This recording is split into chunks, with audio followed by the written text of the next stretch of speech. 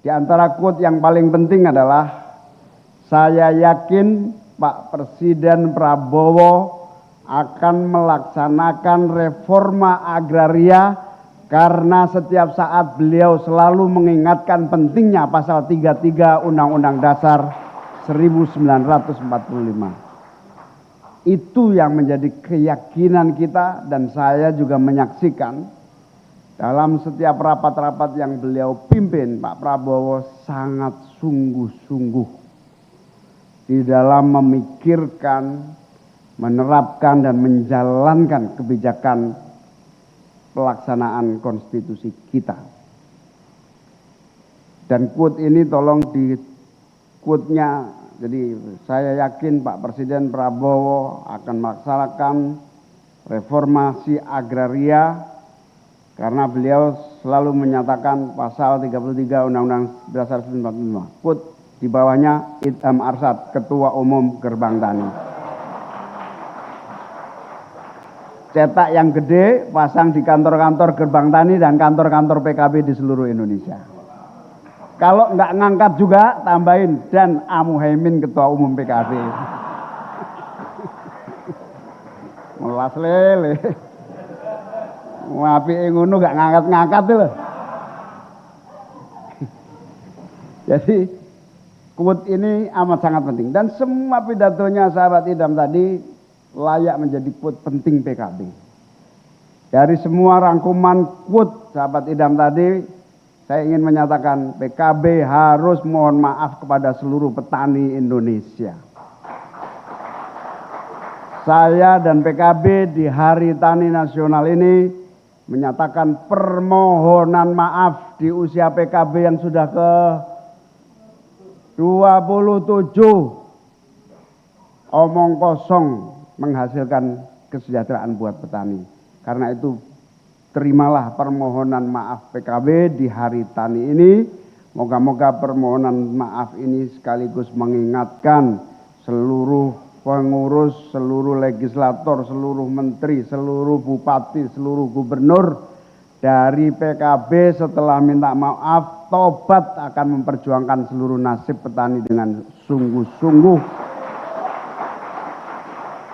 Kenapa? Karena ya sahabat saya Farida Farika itu contoh saja. Pada dasarnya semua orang PKB yang berhasil adalah anak-anak petani semuanya. Hampir semuanya. Kecuali Pak Alwi Shihab aja ini. Anaknya kiai dari dulu. Kalau saya anaknya buruh tani karena orang tua saya yang mengerjakan taninya kakek saya. Jadi buruh tani juga gitu. Nggak punya tanah ya tanahnya kakek saya yang dimainkan gitu. Nah, semua adalah anak-anak petani, tapi semua kadang tidak sadar dan lupa bahwa kita semua ini adalah anak-anak petani yang belum menghasilkan secercah harapan yang nyata. Saya paham bahwa kita posisinya belum terlalu menentukan dalam seluruh irama perjuangan PKB. Di parlemen, di eksekutif, di konstelasi politik nasional kita. Tapi bahwa kehadiran kita selama 27 tahun ini patut menjadi refleksi di Hari Tani hari ini. Bahwa kita yang lahir, tumbuh dan besar atas keringat, air mata, penderitaan, perjuangan petani itu belum menghasilkan karya-karya nyata, baik undang-undang, policy, kebijakan, penganggaran saya yakin Pak Cucun, Pak Jazil, siapa lagi wakil-wakil Pak Banggar, kita masih hanya menjadi penonton, belum menentukan anggaran yang terbaik. Kita ingin minimal pertobatannya adalah APBN 5% harus diberikan kepada petani untuk membangun infrastruktur apapun menyangkut pertanian. Itulah permohonan Pak Alf yang pertama diwujudkan melalui implementasi APBN untuk petani. Terus terang belum, bahkan ketua fraksi mungkin tidak terlalu apa istilahnya ngeh ya, ngeh itu apa?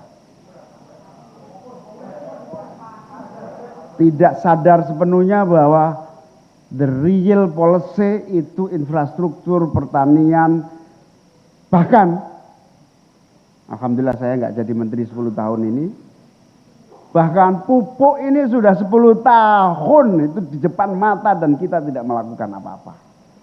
Sejak Pak Prabowo, alhamdulillah, sekarang Pak Prabowo selalu menyatakan tidak boleh ada lagi petani mengeluh karena tidak ada pupuk di depan matanya. Itu presiden yang paling menangani problem. Jadi dosanya Ida Fauzia, ketua fraksi pernah.